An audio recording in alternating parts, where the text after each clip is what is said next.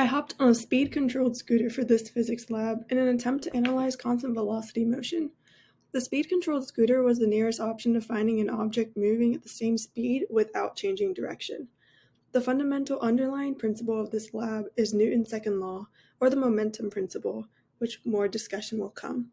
But it states, if there is a change in momentum, there is net force acting on the system.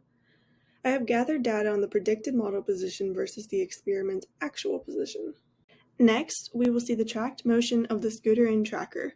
All this to say, I am acknowledging that the road may not have been perfectly level, but it was close.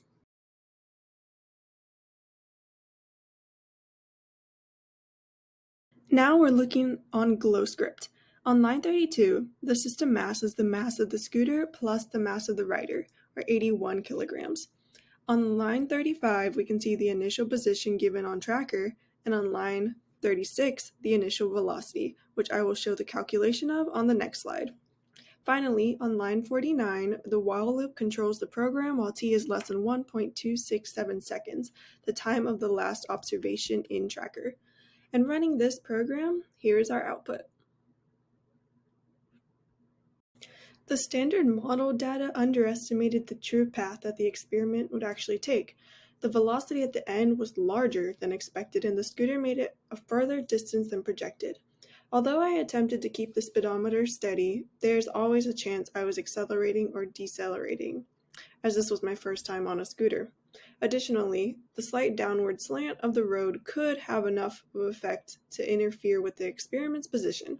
Ideally, but also unrealistically, one should ride the scooter at a controlled constant speed indoors, where it is guaranteed to be a level plane. Finally, due to a saving issue, I used the diameter of the back tire in tracker, which matched a saved calculation.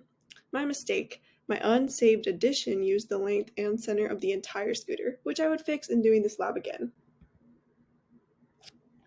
Conceptually, interchanging the x position signs would have the same effect as the original orientation of the axes.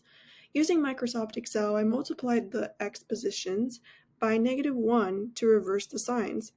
I then graphed in Google Sheets, resulting in this chart. It is a vertical reflection of the previously observed graph, but it is easier to picture how the model position underestimated the actual track of the scooter.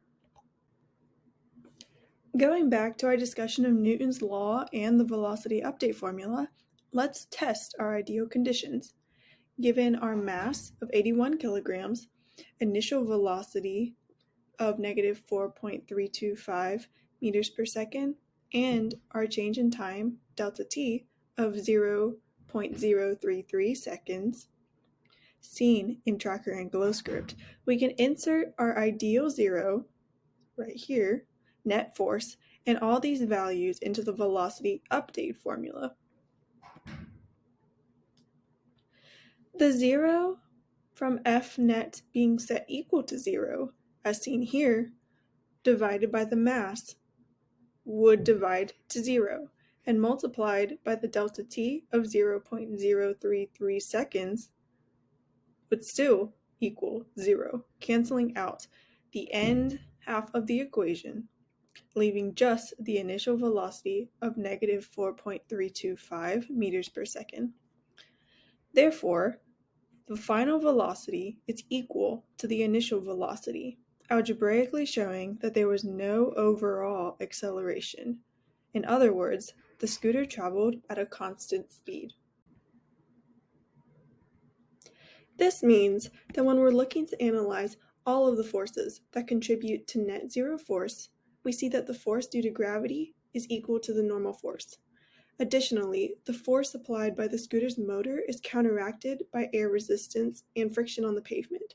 In ideal conditions, this experiment's net force would equal 0. Therefore, the acceleration is also 0 meters per second squared, meaning that the scooter has achieved our main goal of maintaining a constant speed without changing directions.